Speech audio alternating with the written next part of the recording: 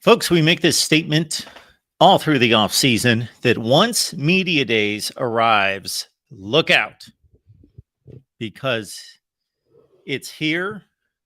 I know the football's not on the field, but the season is here and it's going to come fast and furious for especially those of us who talk college football, create content, and respond to all of you, because once we hit media days, there is news every day, even if it's just talking season kind of news. Welcome to the Voice of College Football, everyone. Best discussion, debate, and analysis right here, which has included today my recently released prediction on, speaking to the Big 12, for now, for one more season. Oklahoma, our prediction is out there. Please check out the video just released here in the last 2 hours. We have just arrived here from our Miami show. Please check it out with Cam Underwood from State of the U, our weekly Wednesday Miami show.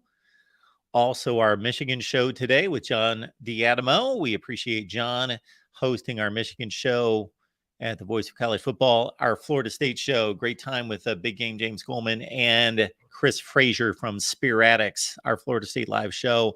And it now seems like it was 4 years ago at 11 a.m. Eastern time every Wednesday is our Ohio State show.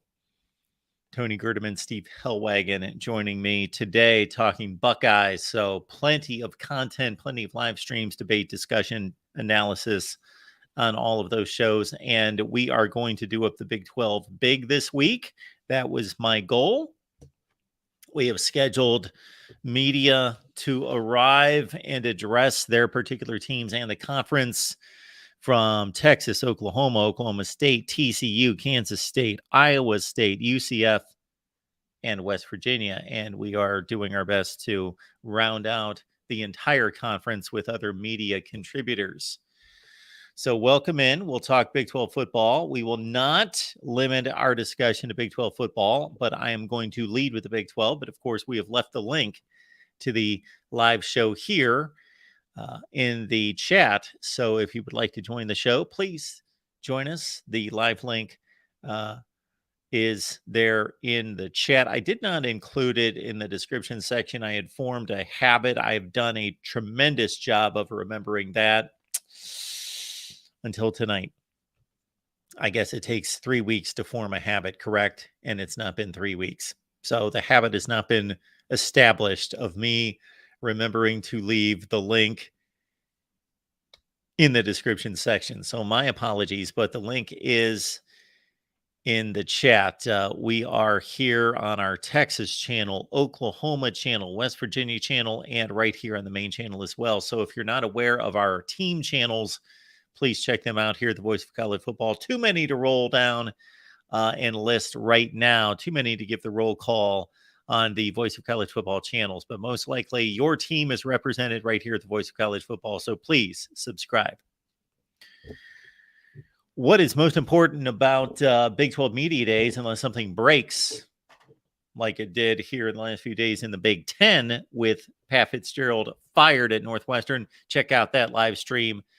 Really good discussion on that debacle at Northwestern, what's next for Pat Fitzgerald, and more importantly, what's next for Northwestern. But speaking of which, unless something to that degree drops in the Big 12, and hopefully that will not be the case, what is most important are what these conference commissioners have to say, and especially in the Big 12, because what Brett YORMARK is bringing right now to the Big 12 is an assertive, aggressive approach. So he sees this conference as having the opportunity to expand, to grow in a changing landscape of college football where the Big Ten and the SEC are taking over. He does not want to just idly stand by and allow that to happen. He probably knows, if he's as smart as I believe he is, that there is no catching the Big Ten or the SEC. However, the Big 12 can stay relevant. By sheer numbers, they can stay relevant. So reading from The Athletic today, Brett YORMARK met with, of course, the media today.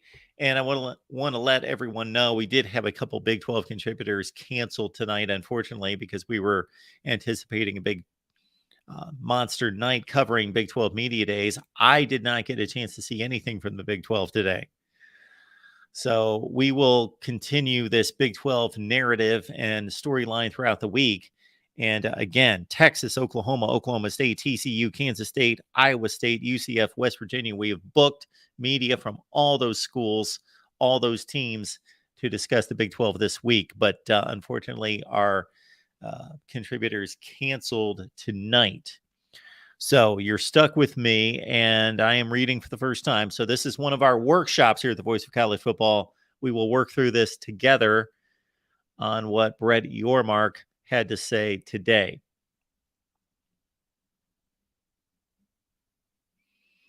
Talking about the opportunity of expansion if it presents itself, but is content to stick with 12 members going forward. That's a standard comment, of course, because if the expansion doesn't work out and he says, no, we're hell bent on expansion, and then there's no expansion, then he looks bad. And on the other hand, if he says, no, we are completely content with 12 Big 12 members, we are not expanding. Well, of course, he's not going to say that. And especially he's not going to say that because it's been all over the news for the last 6 months. He is looking to expand. He says, Brett YORMARK, that we do have a plan, and hopefully we can execute that plan sooner than later. That's all we need to know right there. You don't have a plan not to expand. You have a plan to expand. You would not have a plan not to expand. Has anyone here had a plan just to sit on the porch or a plan to sleep on the couch? Well, you have, but that's a one-step plan. It's not necessary to actually build out or really work through the plan to create the plan. So if they're not going to expand, if they're not planning on expanding, that told us everything we need to know right there. YORMARK says, we do have a plan. Hopefully we can execute it. So he wants to expand. And that's no surprise to anyone. But as I've always said, I love the composition of the conference right now. The excitement of the 4 new members have brought to this conference has been incredible. Well, that's a bit of an overstatement. It's incredible in that it saved the Big 12. It stabilized the Big 12. But the impact of the 4 new members on the national landscape, let's not go crazy here, Brett. It is not that significant. Again, the significance is that it just made sure that there will be a Big 12. That's the significance of adding the 4 new schools. I believe I will add this to the screen so we can all check this out together. And again, I'm reading from The Athletic.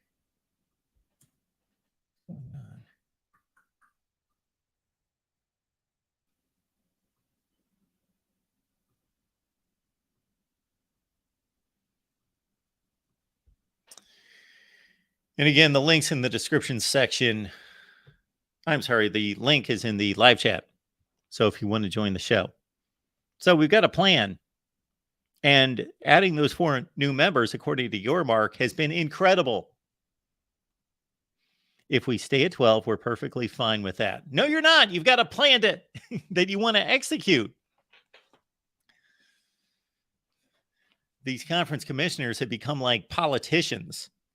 He says in one statement, we've got a plan. And so we're not talking about a plan that's built in 45 minutes. We're talking about a plan that takes money, that takes time, that takes cooperation. You know, this is a plan of adding to a conference, a major sports, major football athletic conference. This has taken a lot of time and a lot of effort and money and resources to build this plan. So you don't say we've got a plan and hopefully we can execute it and plan sooner than later.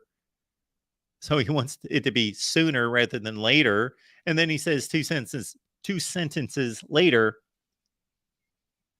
that if we stay at 12, we're perfectly fine with that. No, you're not. If the opportunity presents itself where there's something that creates value and aligns well with our goals and objectives, starting with the board, then we're certainly going to pursue it. Well, you already have pursued it.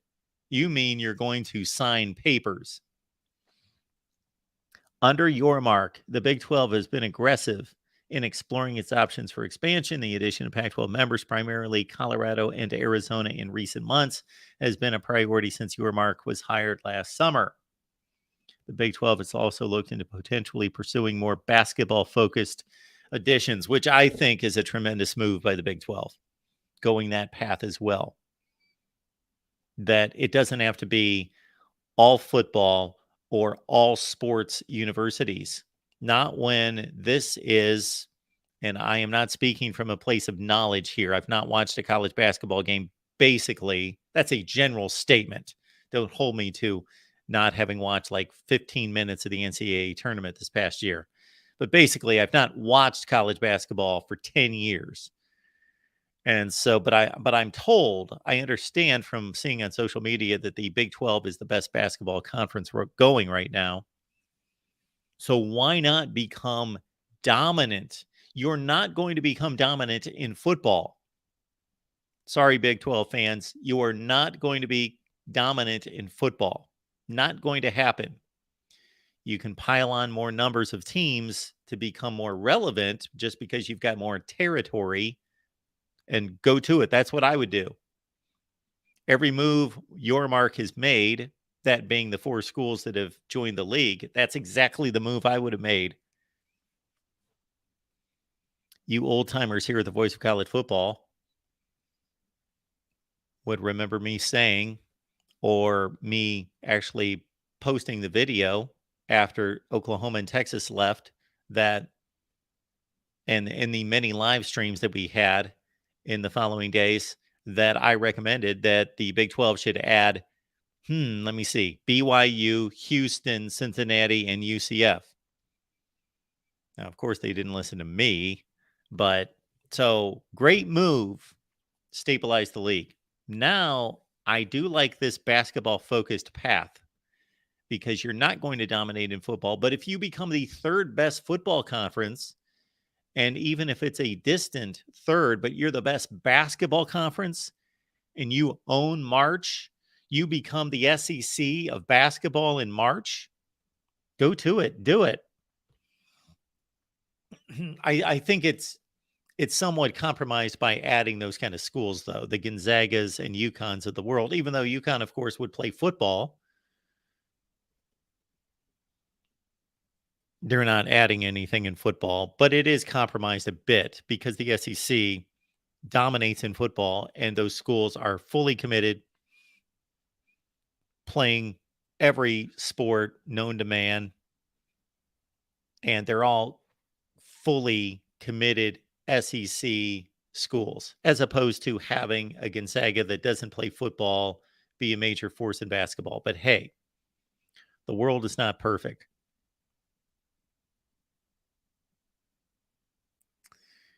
YORMARK said he has no specific timeline.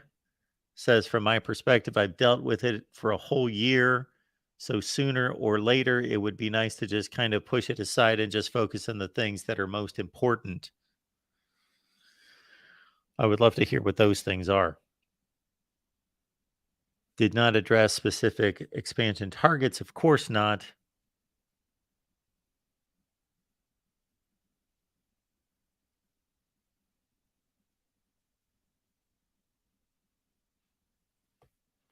And let's see if he said anything else.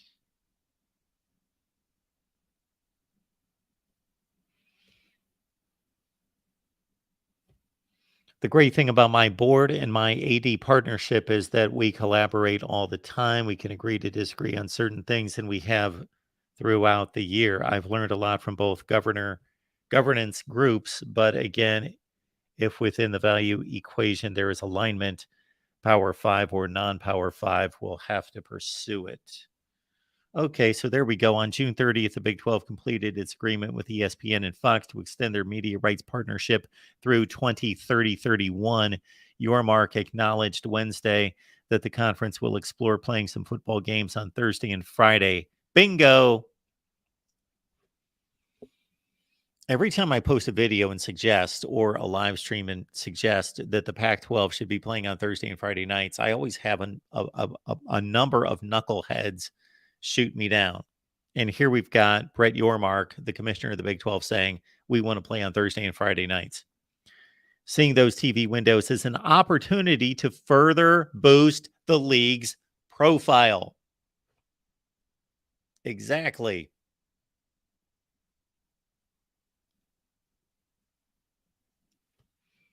And we'll get to your comments and questions here in just a second. The Big 12 has extended its partnership with AT&T Stadium and will continue to play its football championship games there through 2030. I believe it's best for a conference to move its championship game around. You move around the championship game.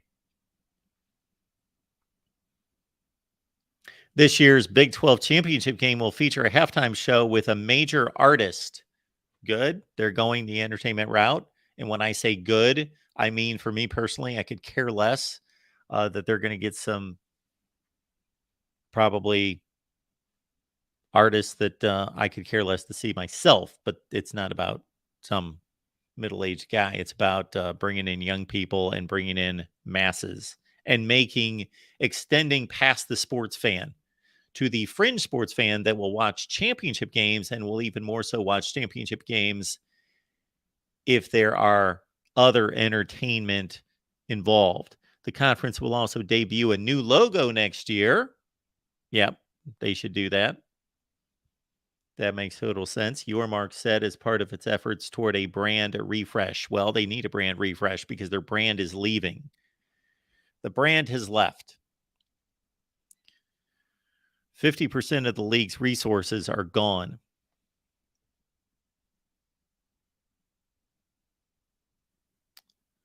All right, really good stuff there from Brett Yormark. But again, I find it amusing that he says right out of the gate that we've got a plan. And hopefully, when you hope for something, that's pretty important. When you're hoping for something and you've built a plan that's cost a lot of time and effort and money, that you want to execute the plan sooner rather than later, but we're perfectly fine with staying at 12. No, you're not. All right. Welcome into the Voice of College Football. We got Jackson on the line. What's up, Mark? How's it going, man? It is going pretty well. How are you? I am doing great. I want to talk a little bit about what I heard from Mike Gundy today about the Bedlam. Yeah, I want to And hear about that because I saw the headline. I did not have a chance to delve into it, but I'm guessing he was a bit surly, and I would be as well, because I saw the statement on one of the major sites that Bedlam is dead or gone or history. That's the term he used, history. well, I don't think it's dead. I think it's just on life support, so to speak. I mean, they're gonna find a way to get it back at some point. I mean, On a limited basis. I don't see it coming back every year. yeah, I don't expect it to come back every year either. I mean, it could be like, say, twice a decade or something. Like, say, yeah, that's another thing. I am so happy to see that about the voice of college football being number one. That is so awesome. Congrats, Mark. We have no idea who these folks are, but you know what? This has become one of my favorite websites. So I appreciate the individuals who brought this to my attention. We will post this and then you can continue here. Jackson, we appreciate you jumping on the line. So continue. Oh yeah, I mean it's just like twice a decade. I'm thinking we could see the Bedlam return, like say Florida, Miami, where you see it like once a decade, twice a decade. You don't see it every year. So I mean, it's just such a shame. But on the bright side, we did see a little bit of Kansas today. Now those guys are returning 85% of their returning production. You're telling me that's a 10th place team? Like I don't get why everybody thinks they're 10th place. I mean, they're forgetting that they had a top-notch season last year. Well, for Kansas, but they'll have a better year than 6 and 7. Yeah, the only thing I would say to that, Jackson, I completely agree, other than those spots between about 3 or 4 and 11 or so are pretty close together. For sure. I mean, I would not be surprised if Kansas just goes up this season. I mean, Lance Leopold is going to bring out the best of the best. Maybe we'll see game day come back to Lawrence. I don't know yet. Or at least say the week before rivalry week. That is if Kansas and Kansas State have like 9 wins going into the game. That would be pretty cool. Yeah, I just think that the league's fascinating. For the hardcore college football fan who is interested in not just the playoffs, this league is fascinating. I think it's the best league for competitiveness. It's the most competitive league top to bottom. That doesn't mean it's the best. Right. I'm not saying that. But, you know, there actually, it would not be a shock, not a complete shock, if the perceived worst team in the league, who I believe is West Virginia. I believe West Virginia was voted last. And unfortunately, I did not act on a ballot I received from the Big 12 to be part of the media to vote on the standings this year and their all conference teams. I'll have to do that next year, but I do appreciate the Big 12 sending me a ballot to vote on the conference all conference team and the league standings. But West Virginia finished last by the media, and Texas, of course, a clear number one. Well, if West Virginia beat Texas this year, yes, it would be a surprise to all of us, but it would not be the surprise to the level of Northwestern beating Michigan or Vanderbilt beating Georgia, or, the top to bottom difference just isn't there in this conference. And that's a fun thing. That's for sure, man. I mean, and another stat I went over when I was looking at Oklahoma State's schedule is that they are one of the 10 Big 12 teams that have the all four newbies on their schedule. And West Virginia is the other one. The rest of them play at least one of BYU, Houston, Cincinnati, and Central Florida. Whereas with Oklahoma State, they're playing Central Florida, Cincinnati, Houston, and BYU. Funny thing is, Oklahoma State and BYU are playing on rivalry week. That's the thing I don't understand, but I'm not the schedule maker, unfortunately. Yeah, that's something we talked about when the Big 12 schedule was released. I just don't understand. Maybe they're in a strange way counter programming against the other conferences, but everybody else is playing rivalry week, and their best rivalries, almost all of the best rivalries, are on the final weekend of the season. In the Big 12, you look at the final weekend of the season, and it's just like they just haphazardly scheduled, and they didn't even, there's nothing there on the final weekend of the season. Kansas and Kansas State don't even play in the final weekend of the season. Just nobody plays that typically does. I just find that kind of odd. Yeah. I mean, Kansas State, Iowa State, okay. But like Kansas, Cincinnati, oh man, that is not a rivalry week game. I mean, it's a great game, but not a rivalry week game. Because the other thing that you ensure when you play your rivals on the last weekend of the season is that even if they're bad, there still is some attention.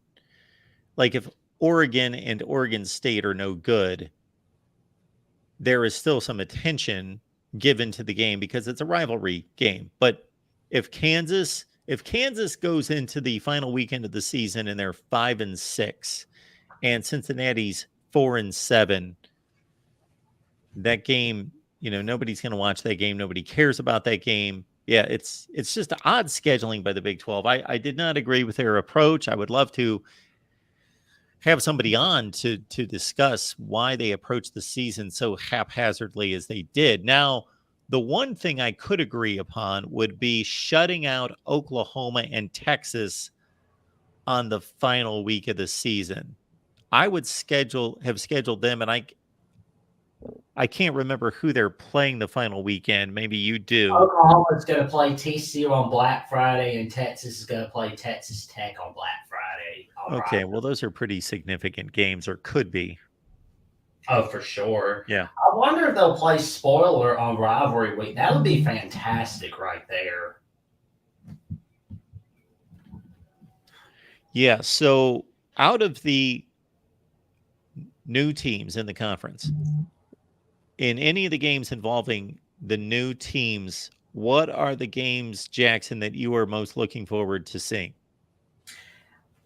That's a good question. Out of like all the new teams, Central Florida, Houston, Cincinnati, and BYU. Now, unfortunately, BYU Baylor is not on this list. I wish it were though, but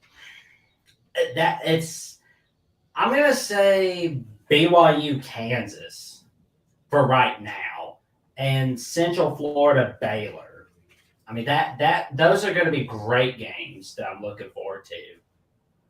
Baylor, we're gonna know by September 30th whether that 2021 was a one-off year or if 2022 was a down year. We'll definitely know by that time. And Gus Malzahn, something to watch out for with Central Florida is they're a real Jekyll and Hyde team. They always, and this is especially with Gus Malzahn, he always wins the games that he shouldn't, and he loses the games that he shouldn't. Example, he lost to Navy last year, and he beat Tulane in the regular season. And I'm going to tell you that Central Florida Baylor game, that's going to be one to watch right there. So the games that I'm the games that I'm most excited to see, that I find the most interesting, are the games involving Texas and Oklahoma against the four new teams, because this is what I hoped for.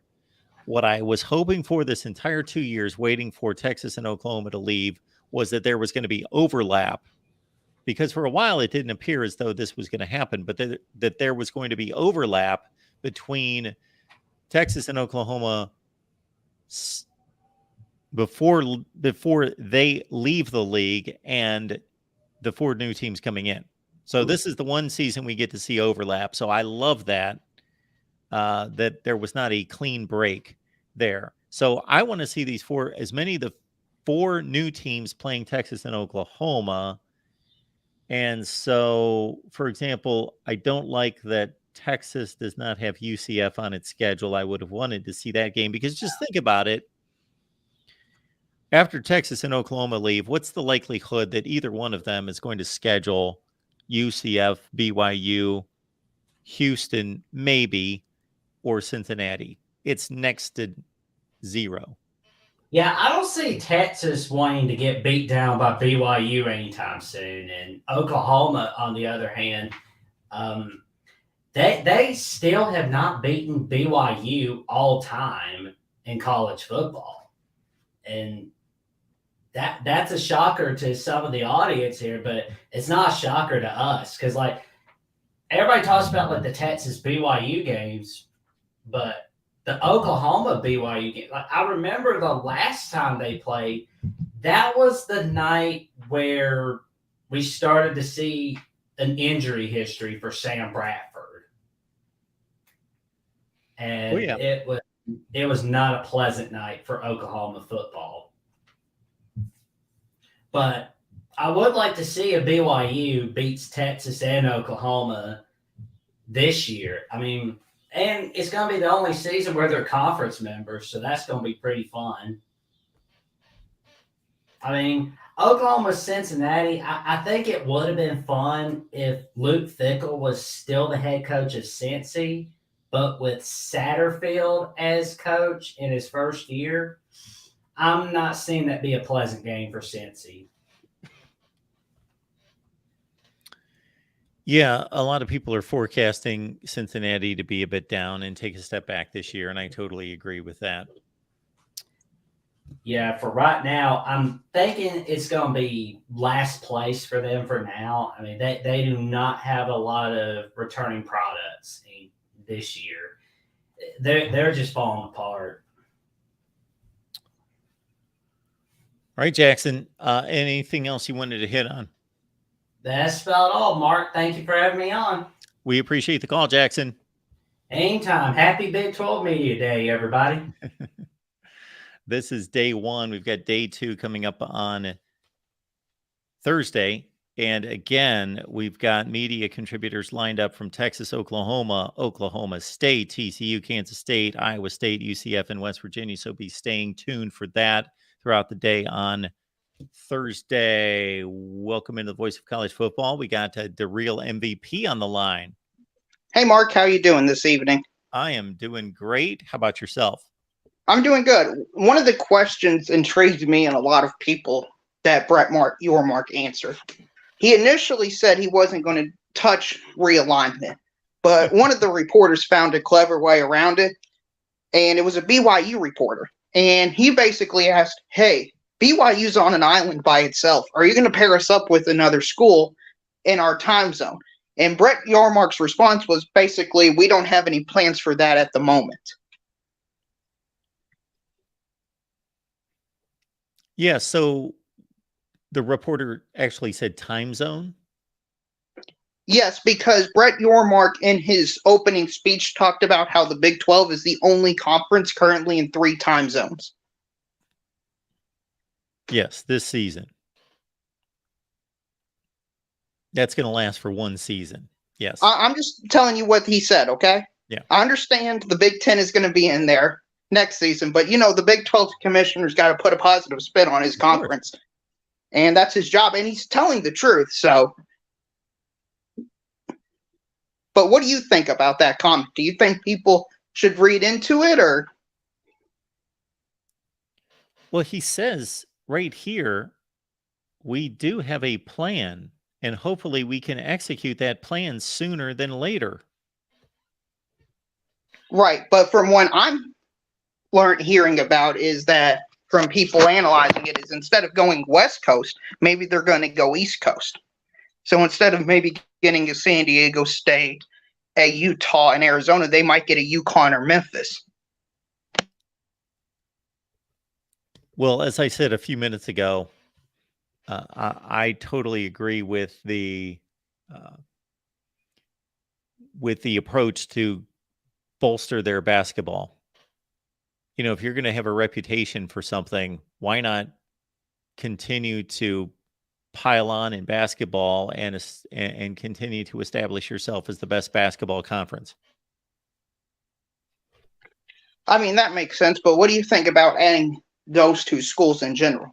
Do you think that's a net good overall? Do you think it's a net negative? What do you think about it if they added UConn or Memphis or both of them? In football, it just does not move the needle at all. Zero. And I know Memphis has had a decent football run the last few years, and Mike Norvell did a nice job, and before that, Justin Fuente, but nobody watches, nobody cares. They will just be they will be a low-grade version of the other teams that they just brought on. Like Memphis would be the worst program in the conference. And UConn, that would be a basketball move. So the football team would just come with it. And of course, right now, UConn has a coach who knows what he's doing. Therefore, he was able to lift them out of the depths this particular season. But You can't count on Jim Mora being the coach at UConn forever. They may resort to, they're adding the two worst football products that they could possibly add there. That's a basketball move. Right. And do you think that's the direction the Big 12 should go in general, though? Is more basketball? Well, I think if they add UConn and Memphis and then maybe they go out to Gonzaga, wow, then they become, again, they have no hopes of ever being the best football conference. They could be the third best football conference, and they can be and as I understand it, already are the best basketball conference generally, but they could just be a wrecking crew in basketball. They could be by far every year the best basketball conference if they go get Memphis, UConn, and Gonzaga. And I have no issue with that. It waters down the football. They become kind of this strange Conference USA kind of football conference, but it doesn't detract from what they've got at the top.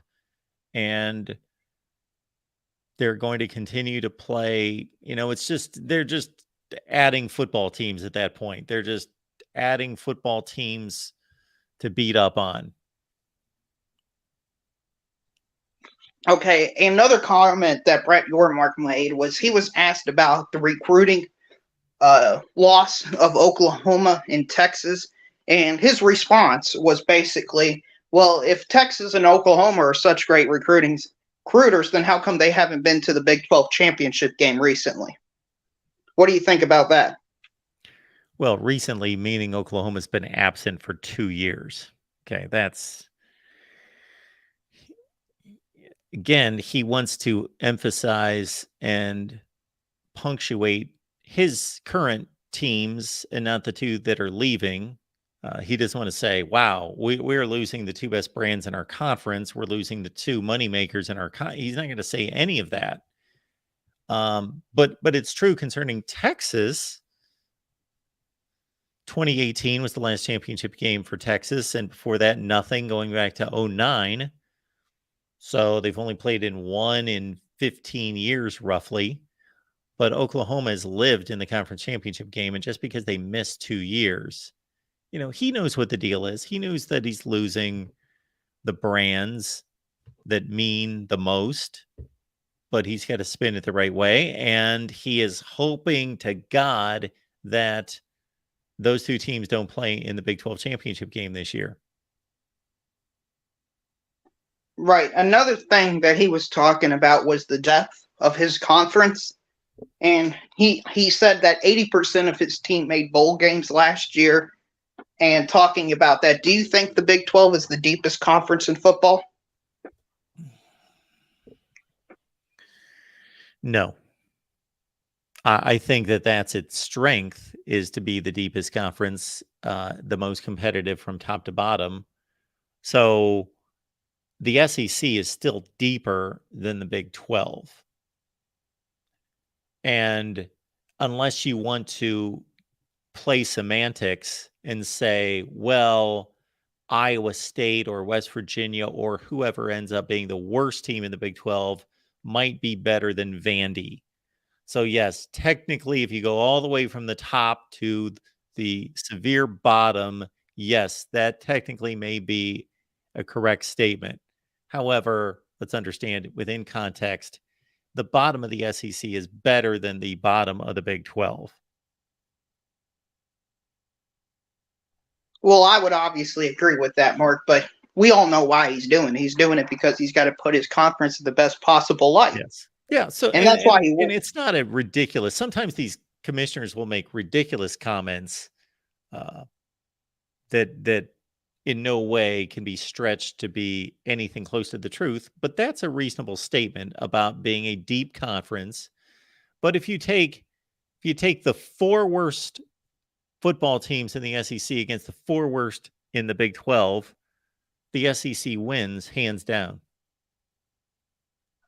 You're right. Absolutely. And the final thing I'll ask you is Brett Yormark seems to want to go into Mexico for either playing games or just televising games. He's talking about how ESPN Deportes and Fox Deportes is going to be simulcasting or translating the game in Spanish live. What do you think about that route the Big 12 is going down? The Hispanic population is the fastest growing population in this country. Now, whether you can convert, but that's been the case for decades. Now, whether you can convert them to American sports fans is another matter. And that's going to take some doing. So just because they're more prevalent in population in society in the country doesn't mean that they're going to be watching college football, but there's a higher chance or possibility that they will be. So why not extend yourself to try to do that? Yeah, I've got no issue with that. Yeah, I don't either. Mark, the final thing I'll say is this is kind of like the appetizer meal, because we all know what the main course is going to be in next week, I believe it is, with the Pac-12 media days, Mark. So yes, I'm very much looking forward to that. Much like people that, have worked in corporations and send out emails before they punch the clock at 5 o'clock and head out the door for the weekend. The Pac-12 is trying to squeeze in that one media day on Friday while everybody's still talking about SEC media days, I guess. That's all I got for you, Mark. Fight on to USC. Thanks to Real. Keep it moving here at the Voice of College Football. We've got Immaculate on the line. Mark, hey, how you doing today? I am doing great. How are you? Pretty good. What's going on tonight? I've just been watching a few of these videos from the media days. It's I'm more excited to watch media days this year than I ever have before, and I think it's because of the realignment situation we're in. And it was interesting just to hear some of YORMARK's terminology usage. Such as? Well, first thing that kind of caught my ear is most people, when we're talking about the power conferences, we say P5. Is that mostly what you would hear? Yes. He uses A5. Oh. He says A5 for the autonomous 5 instead of Power 5, which is more of a reference to the power that they now have to, create their own rules and whatnot. And it's interesting. It doesn't say anything on its own, but it kind of tells us where his mindset is. And I've been saying for a while, getting towards where they can actually have the ability to use those votes. And when he says he has a plan going forward, it comes off as at least a little believable. But it's interesting how people think that this conference doesn't work when I think it's working great. Would you say that it's a good goal for theirs to not worry about being number one, not worry about being number two, but be the best damn number 3 conference that there could possibly be right now? Yeah, I made that statement at whatever point, a half hour, 45 minutes ago, that they're not catching the Big Ten or the SEC. Right. There's no reason why he shouldn't bring light to that, or that he shouldn't talk about being the best football conference, even though he believes and knows that they can't be. So they took a major step, of course, in doing exactly what you're talking about in reaching that goal by grabbing the 4 best football products that they could possibly get when they were on shaky ground. So they did that. And now, just by sheer numbers, based on what they're looking to do through expansion, whether that's toward the Pac-12 or whether that's a more basketball approach to some of the schools we've just mentioned, yeah, be the 3rd best football conference, just preserve your league, and that's where your money's made. And you're the best basketball conference from what I understand right now, but you can make, the only thing I can't answer is by adding some of these basketball schools that also play football, whether that's Memphis, whether that's UConn, are they hurting their football revenue? Because they can't make that up, even though, 50,000 more people are going to watch a UConn basketball game than somebody else. It's just not going to move the needle during the regular season of the basketball season. But with that extra elite status and elite number of schools from a basketball standpoint, whether that offsets what's going to happen to their football distribution, because the revenue distribution is going to go down in football. If they would add Memphis and UConn, then they're losing money in football. Not losing money, but making less money than they are right now.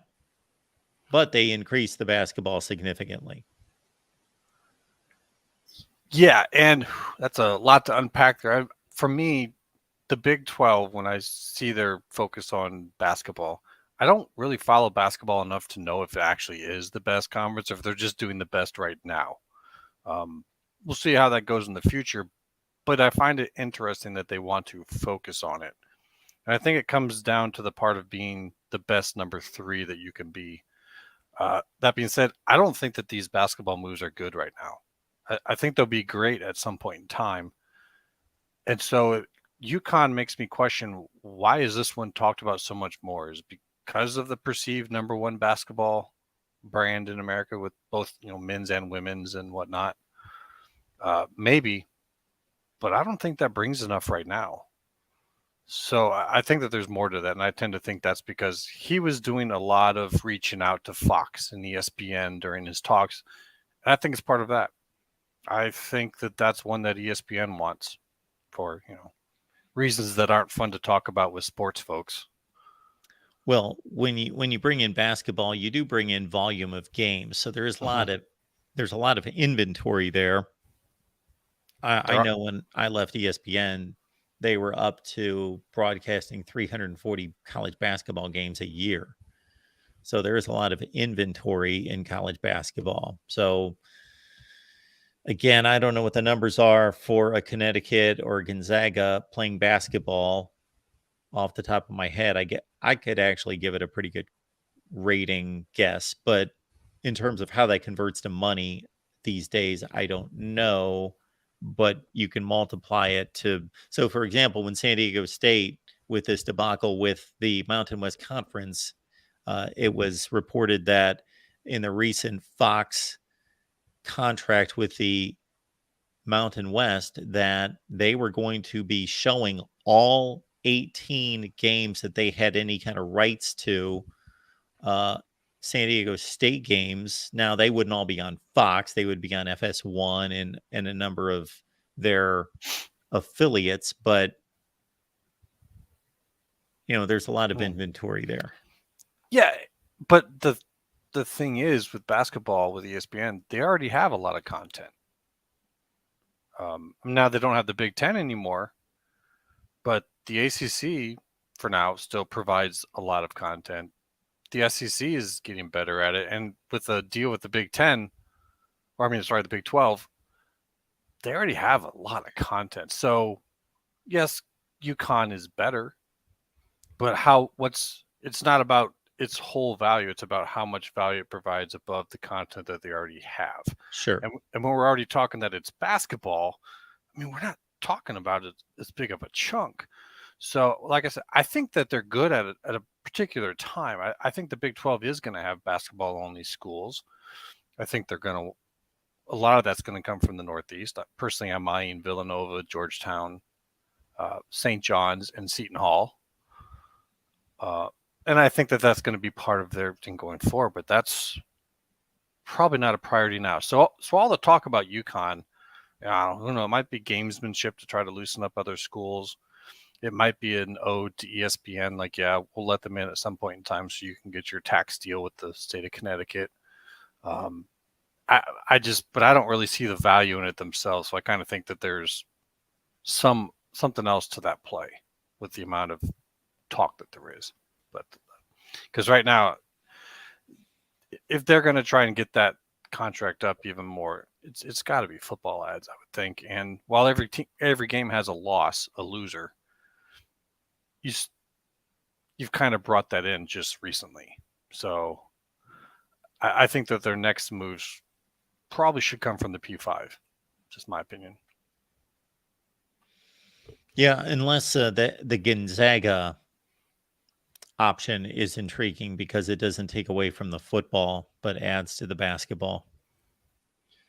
Yeah, you could probably give them a small payout for now, and immediately they probably start bringing you at least the payouts from being in the March Madness. But they might want to know that there's some other schools in the area first, I would think, because you're not just getting them for basketball, you're getting them for all sports. Or are they talking just basketball for Gonzaga? I don't know. I would think that they would be brought in for all sports, but I can't answer that. Because that's a big deal. Like when you're having all those secondary sports, traveling, going places, the Big 12 really only has one option that's somewhat near them. That's BYU, and that's not near them. So no, it looks like it on a map, but it's not. Yeah, it's not at all. It's not. So I tend to think that they're just showing off these are who we're having talks with, and we can say publicly that we're talking to Gonzaga because we're not going to get any tortious interference claims from this. They can say that about UConn because UConn's independent in football. So they tend to be safe to talk about, if that makes sense. Yeah, for sure. So all right, sir. Appreciate that. But anything anyway, else? No, like I said, I just found it kind of interesting. Some of his talks that he had on the side with other media companies were definitely realignment related. And so just really kind of looking forward to see what we get from some of the other media days. But good talking with you, man. Thanks for having me on. Yeah, I appreciate the call. We will keep it moving here at the Voice of College Football, and this should be a good call. We got Tony Altimore here. Hey, how are you doing? strategist. So Tony, we are doing well. How are you? Good. So we're not going to talk about this much tonight. We have our Pac-12 show tonight at 10:30 Eastern, 7:30 Pacific. So if anybody's online, we'd love to have you join us. One thing I will add to what DeReal was saying is the commissioner today gave a number of follow-up interviews. He gave one to a Baylor YouTube channel that included the Baylor AD. And they used a lot more kind of coded language, but it was pretty clear they have not given up their quest for hoping that Pac-12 teams will leave them and join them. Again, we continue to be told by people at some of those schools that that's not happening, but they definitely seem to still want it. The interesting question will be is if nobody wants to join them from the Pac, will they still sort of be on this expansion thirst? And it reminds me a lot of, you see this with CEOs. The new CEO comes in and they want to do a merger. They want to do a big deal to make, sort of make themselves feel good. And so, people say, last caller had a great point. He said, I really think they should stick to P5. But, well, who would that be? Because nobody from the Big Ten is joining them. Nobody from the SEC is joining them. Nobody from the ACC wants to join them. And nobody from the Pac-12 wants to join them. So assuming that holds true, there's nobody there. So the question would be, who would be next? I mean, UConn and Memphis would be great if they want to grow. But I think the big question is, again, does that make sense? But it was interesting. He definitely, you hit it, Mark, when he said we have a plan, and then he sort of backed away from it. I think he's just hedging his bets because they pretty much know at this point that teams are probably not going to join them. But they've thrown it out and so publicly put it out there that I think they still hope for it. So in regards to the basketball heavy schools that do play football, UConn, Memphis in particular, I got to think that distributing the money, the football money with two other schools is a huge detriment to the other schools in the conference. They're obviously not adding value from a football standpoint, and they've got to distribute the money to two other schools. Well, so Memphis and UConn are both better in SP Plus than, SP Plus is not a perfect measure, but they're better in SP Plus than a lot of what they have.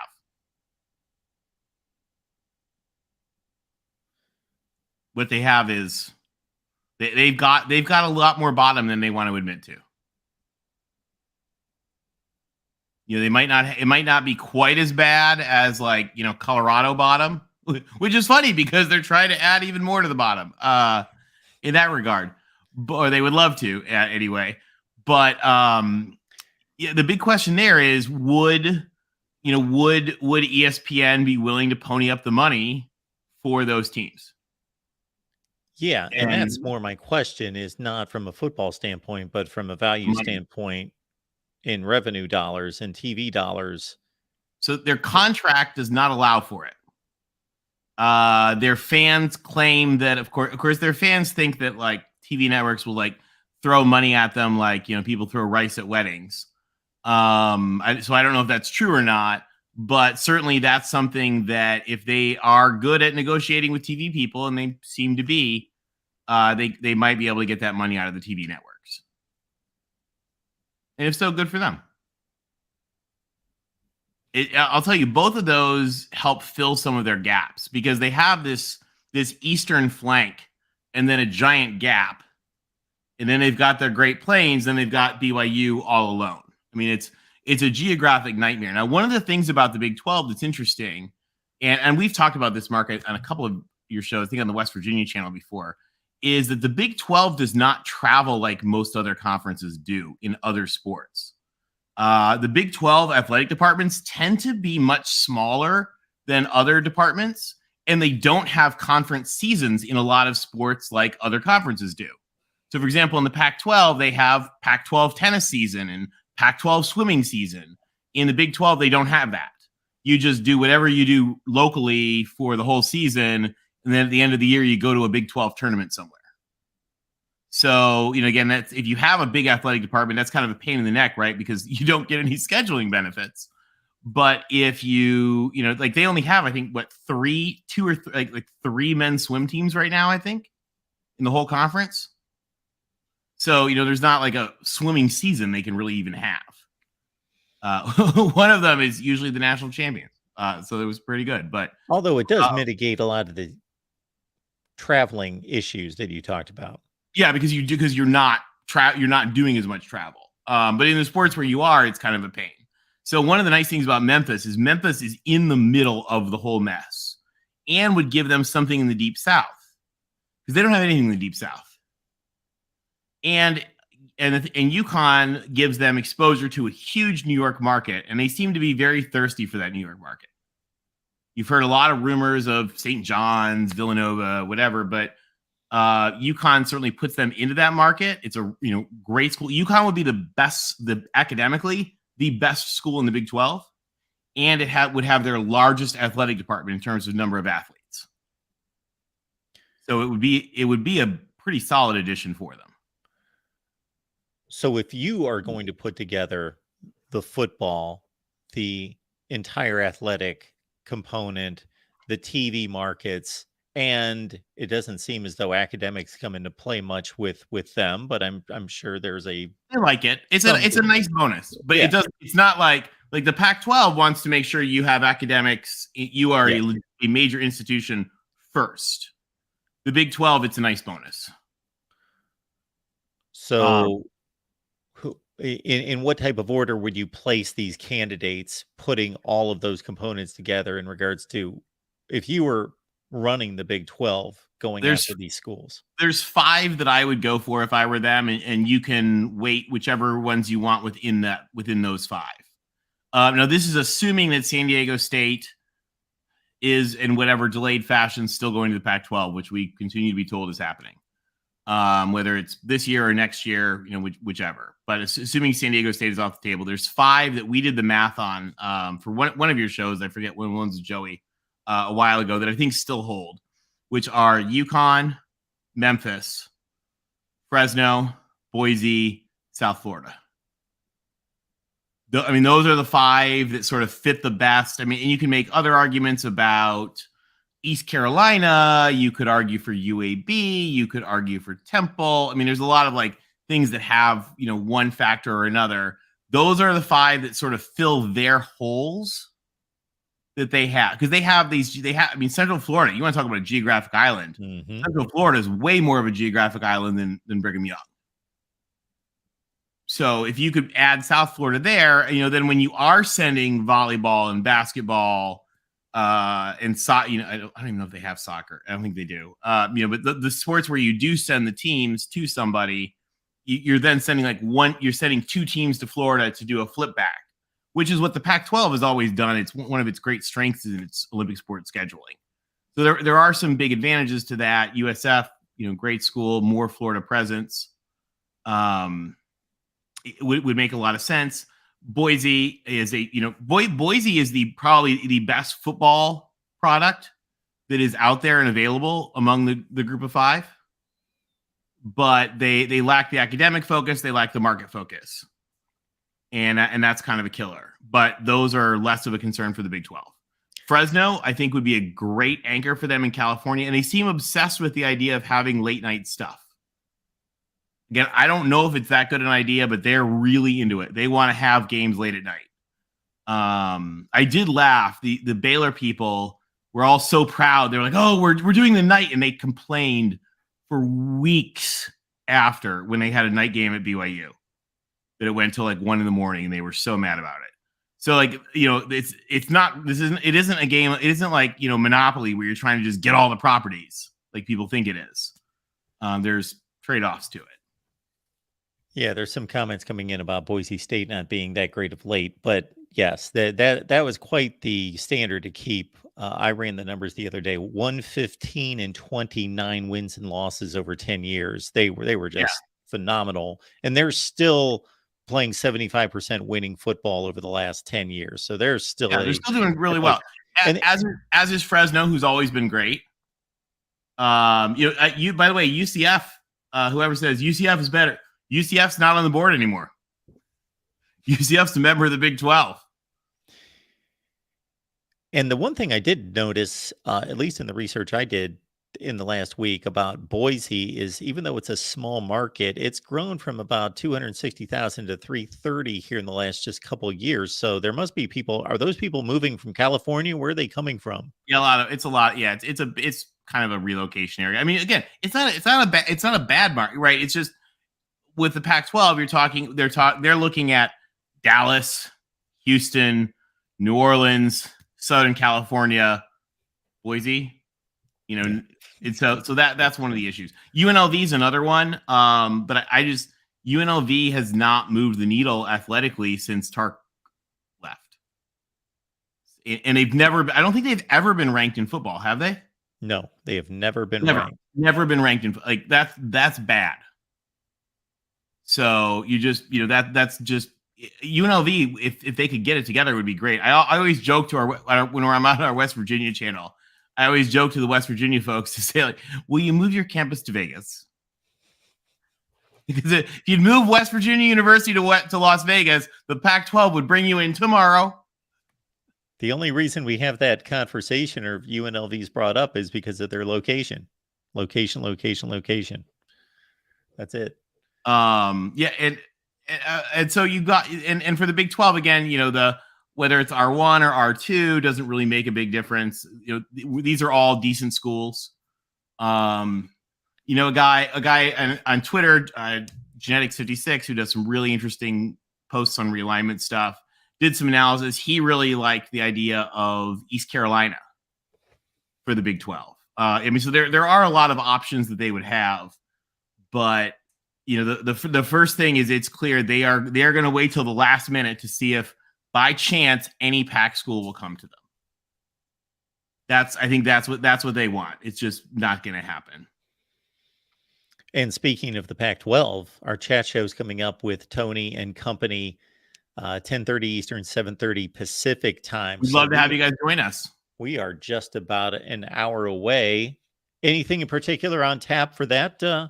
So we've got some guests coming in, and we're going to do a breakdown looking at each of the teams and their projected win-loss and kind of where we are to get the season kicked off.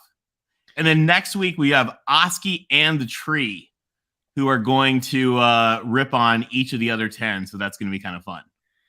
And I would be disappointed, Tony, if there weren't some funny graphics involved. Oh, they'll be good. Well, I mean, we've got Oski in the tree. What more can we ask for? It's going to be good. Awesome. Anyway, thank you guys. We'll love to see you guys at 10:30. Thanks, Tony. Appreciate it. Take care.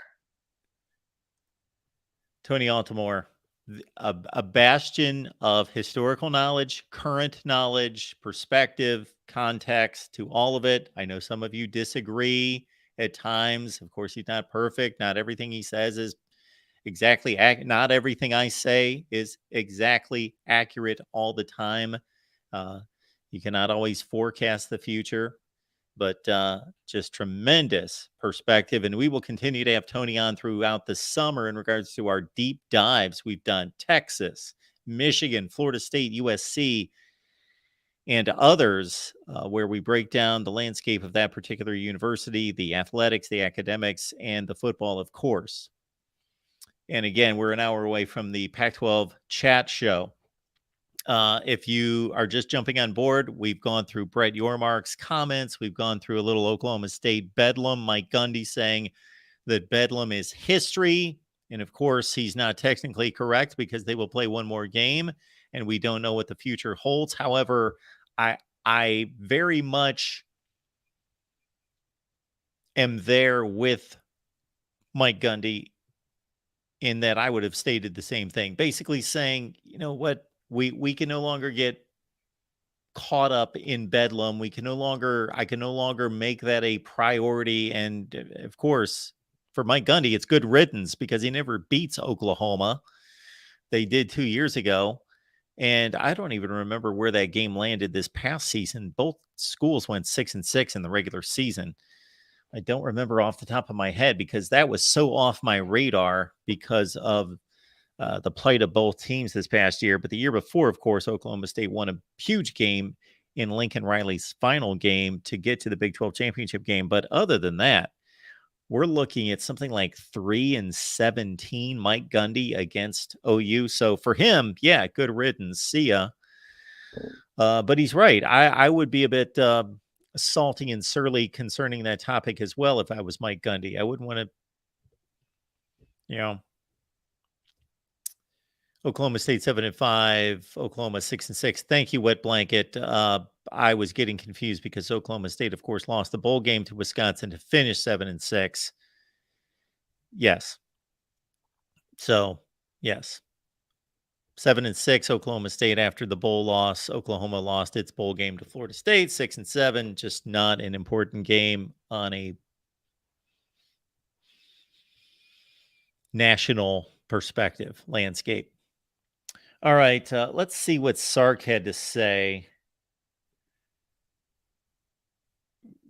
because this is the guy that that has the football team on paper. Excuse me, that is the best team in a conference relative to the rest of the conference. Texas, as it stands right now, is not Georgia, is not Ohio State, is not Michigan, is not Alabama. However, versus the rest of the conference, they should be better than everybody in the Big 12 by a wider gap than any other school in the country. But we know where that's gotten them in the past. Porter's telling us Sark, 8-4 coach. Yeah, that's what he's been at best. His lifetime winning percentage is not 8-4 even. My big knock against Steve Sarkisian has been that he has coached at two enormous football powers. One, a blue blood of blue bloods at the very top of the sport historically, and one in the top 15 range at Washington.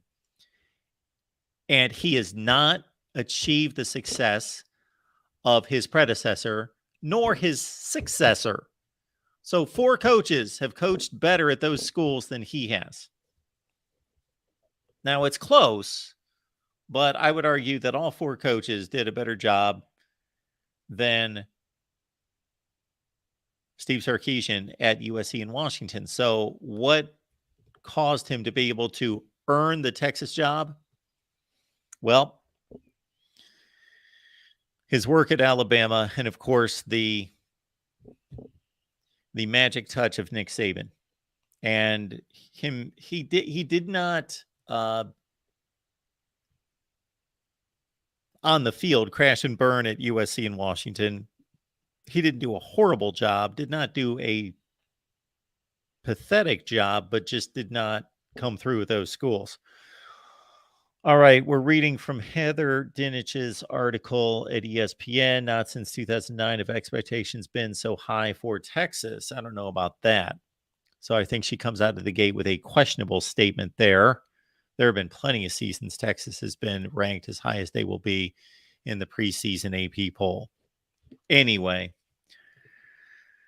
okay, the Longhorns are an overwhelming preseason favorite to win the Big 12.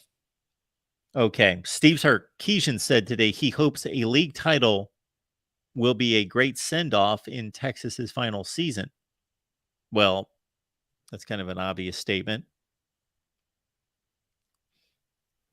Okay, then he says a bunch of generic things that are obvious. You know, I want to win a championship. Okay, what coach does not want to win a championship? When asked if this could be a career-defining season for him, well, that's a decent question, because I would say otherwise, no. Well, his career-defining seasons are going to be in the SEC, but if he never makes it to the SEC, so 5-7, 8-5.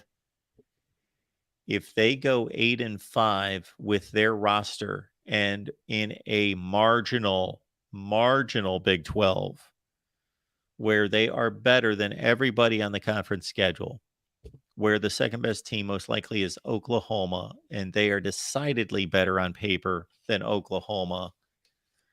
If they go, let's just say 8-5 again, it would be difficult to fire a coach after 9-4. 8-5 seems to be another lackluster type of record. If they finished 8-5, even if they won the bowl game, even if that was with a bowl loss, they're 8-4 in the regular season. I guess it's possible that you could go 8-4, lose to Bama, and make it to the conference championship game, because that would be 6-3 in conference. Sandra's telling me not happening, Mark. I don't know what she's talking about there in regards to their record, I guess. 8-5. You can't see Texas going 8-5. I'm not predicting that, but it would not surprise me. And then he's gone. He's out. I would love to win a championship our last year in the Big 12. Obviously. What else did he have to say? It would be a great send-off. He basically said nothing here. Brett Yormark, on the other hand, a lot of good nuggets to pick apart. But for Steve Sarkisian,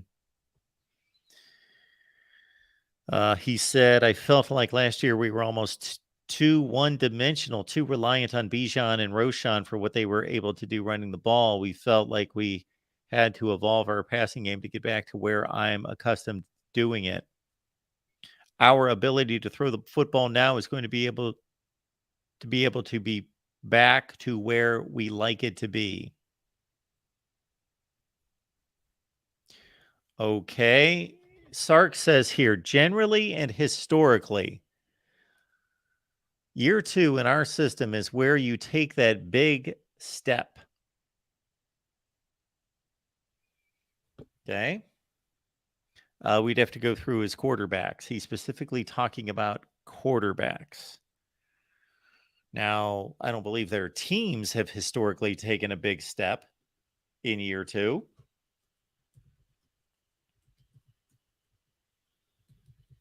Again, I just believe Texas could have done so much better in hiring a coach. But the jury's still out. He still has a shot to do something. And if we look at Sark's second year at Washington, after going 5-7, they went 7-6. Okay, big deal. USC, he went 9-4, and then after 5 games that second season, of course, he was having his off-field issues and gone. And then at Texas, 5-7, 8-5. He did nothing at Washington. They went 5-7. Sure, he was taking over a bad program, granted, but a bad program with resources. Not a bad program, a bad football team, top-notch program. 5-7, 7-6, 7-6, 7-6, 8-4. And he took the USC job. So a slight improvement in year 5. Took him 5 years, and it was just a slight improvement from 7-6 to 8-4. Then again, USC, we never get to find out what would have happened there. Texas 5-7, 8-5. Texas, they should not lose more than one game in the conference. And Sandra, yes, I do know Washington was 0-12 before Sark. I remember that season very well. I'm talking about the program, the facilities, the infrastructure, everything involving Washington, their relationships with high school coaches. In terms of what would be a good example?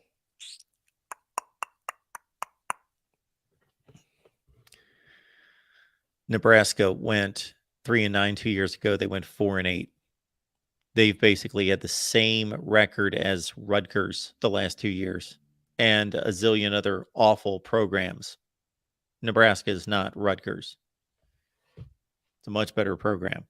Washington, even in going 0-12, yes, a lot of things were broken, but their ability to bounce back was obvious.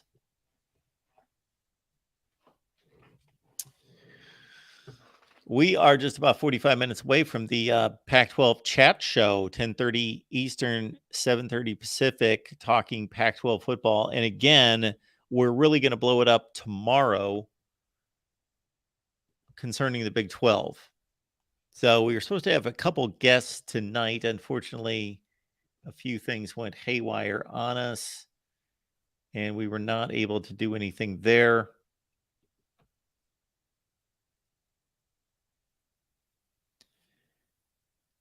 Let's see. So looking at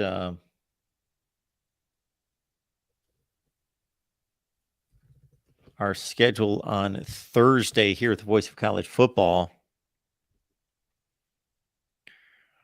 we've got Thursday.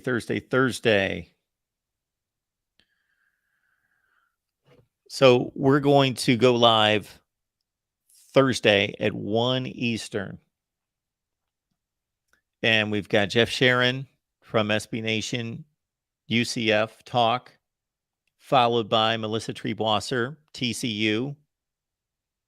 And then Wolfman's Call over on the West Virginia channel at 4 o'clock. We've got Jason Watkins, Oklahoma, Tim Fitzgerald, Kansas State.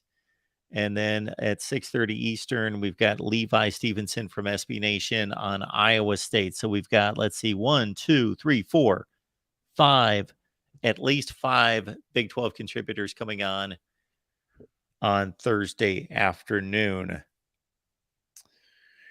It just struck me, actually, it has struck me about 5 times in the last couple hours, but I've been live since 6 o'clock, that I still haven't eaten anything today. So we will do that here very soon, meaning like right now. So thank you so much for being here. Nobody else has called in. Again, I'm going to be online talking Big 12 football. And again, anytime we, unless there is just a major story where we are hyper-focused on that particular story, like we were with Pat Fitzgerald. When was that? Monday night, Pat Fitzgerald Monday night.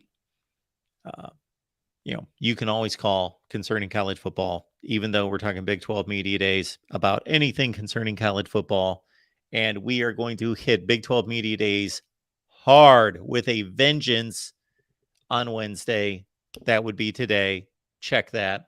Thursday and Friday, we've got our West Virginia show We also have coming on the line Tim Fitzgerald, who covers Kansas State.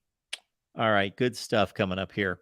Also, the top running back in the nation, or arguably the top running back in the nation, Taylor Tatum, makes his decision and commitment announcement, USC Oklahoma on Friday.